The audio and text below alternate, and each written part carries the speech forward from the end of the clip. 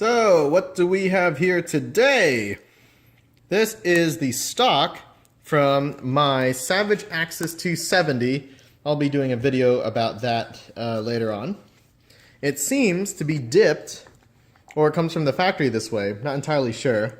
But it does come with next, what does that say, microprint stuff.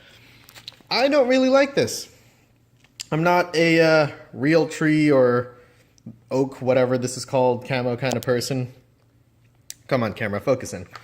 So, what I'm going to do is I'm going to paint this thing. It was one of the cheapest methods I could think of changing the color. So, as for prep methods, started in the bathroom. Got some toilet paper, alcohol prep pads, some blue electrical tape from my garage.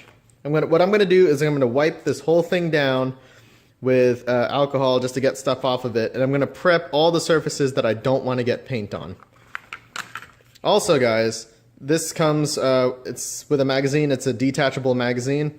I want to paint the bottom, but not the top, so I'll have to do some careful tape work there. But that shouldn't be too bad. Nope, can't do it with one hand. There we go. I'm leaving this in there because it holds the trigger guard on, because it's a separate piece. It's kind of the flaw of the Savage Axis, because the thinnest part of the stock is from this seam up here. It's only about an inch and a little bit. So yeah, I'm going to prep this up and I'll come back to you guys. Okay, as you can see, some stuff has moved around. I taped off the butt pad, taped off and toilet papered what I could. Toilet papered the entire front. Did the inside of the magazine. I don't really care about the back. That's going to be fine with me.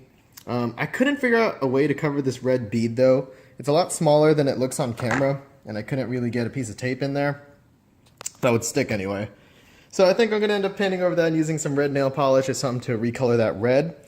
Leaving the magazine in, that way it just holds this trigger guard in and I can do it all at once.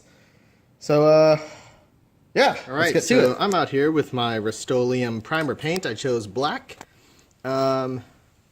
So yeah, it's ridiculously humid today because it's Florida and it just rained. This is not an optimal painting condition. I don't recommend it, but I'm going to do it anyway because I'm crazy and I already did all the work.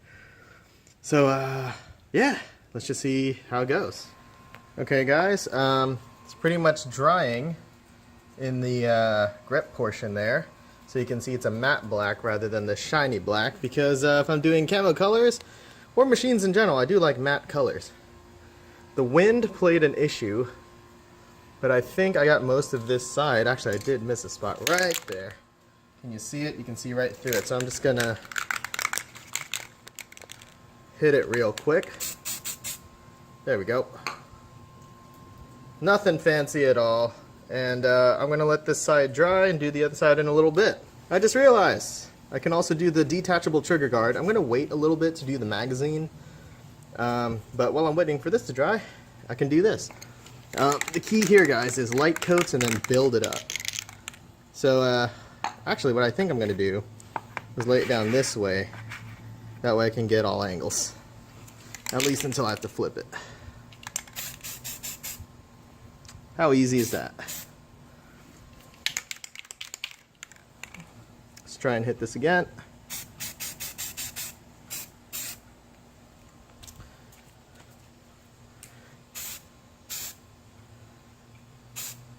Alright, just wait for that to dry too. Yeah, so it's about a minute later. I caved. I was going to wait to do the magazine kind of all by itself, but yeah, I caved, so I'm gonna do it now because I just like spraying things, spray paint. Sandblasting is always fun too. So trying to figure out an angle in which I can do this. Will it stand up? There we go. It stands up in the corner. Remember, I've got this whole thing taped off very carefully, guys. It's all about prep work.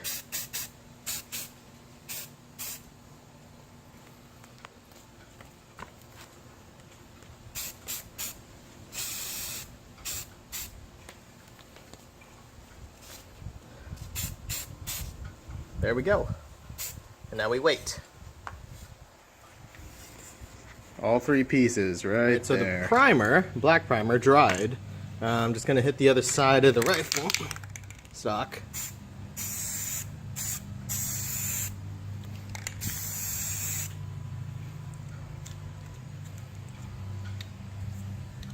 Toilet paper seems to be holding up. I didn't think that was actually going to work.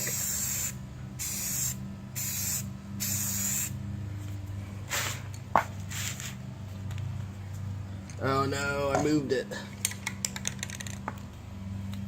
There's one piece covering the recoil lug. Actually, screw it. I'm just gonna get rid of it.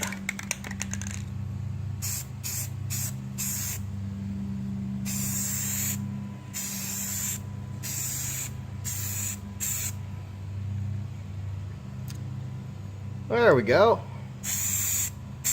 That's looking good. Let's have a gander at this piece that simply fell over. Trying to get all them spots I missed. We can do the underside and inside of the trigger guard.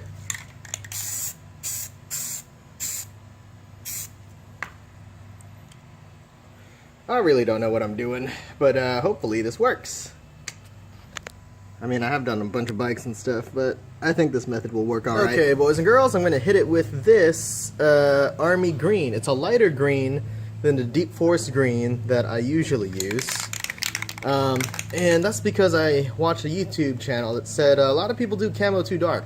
So I'm going to lighten mine up for a little bit of an experiment. I'll either screw up this whole thing and hate my gun, or I'm going to love it.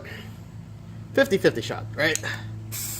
Oh my gosh, it's totally almost yellow.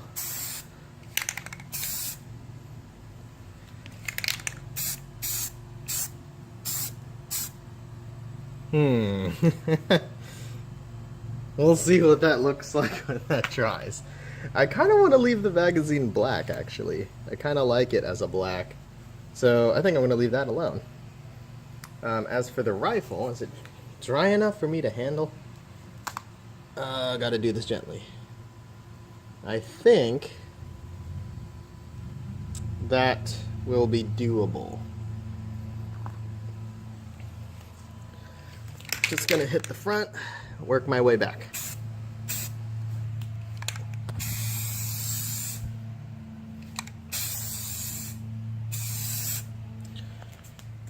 Trying to do just moving coats. I don't want to keep this thing still for too long.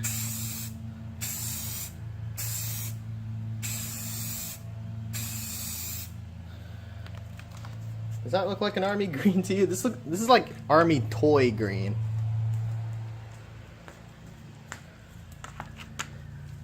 But, you know, if this thing dries to be a little bit darker, it might be the right color that I'm looking for.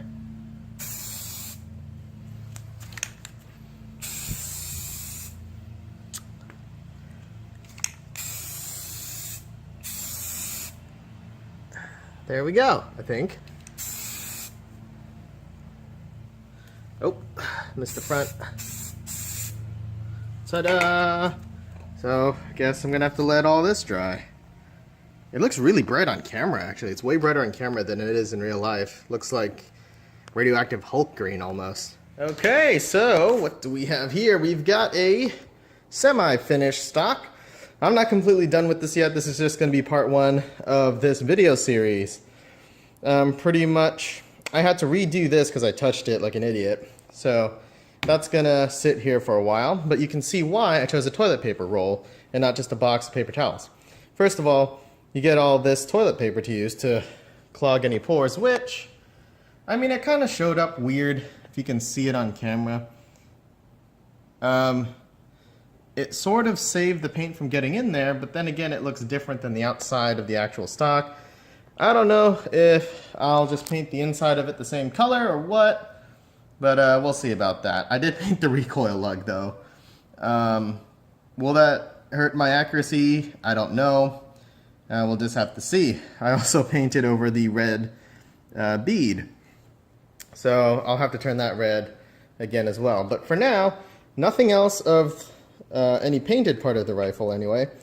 rifle stock, I should say, is touching anything, so it's able to dry effectively. The back is covered by tape, so it doesn't matter if that gets messed up, and everything else is okay. On the Savage axis, that's where the trigger guard sits, in this little indent. So it doesn't matter if that paint gets messed up, because the trigger guard will just slip in there and cover it up. And the toilet paper roll just gives it a nice soft place to chill out and dry for a while. So that's where I'll leave you with part one. If you're wondering about the magazine, let's show you. It is chilling out there. It's right in front of that paint can. As you remember, I just did it primer black. I hit it with that white can over there. That's my matte enamel over there. It's a clear coat enamel to protect it. So while that's drying, it's taking a little bit longer than the rest of it. So I just left it out there where the breeze can pick up and whatnot. So yeah, this is part one for you guys. Make sure to check out my other videos. And you know what? Go check out part two. See you guys later.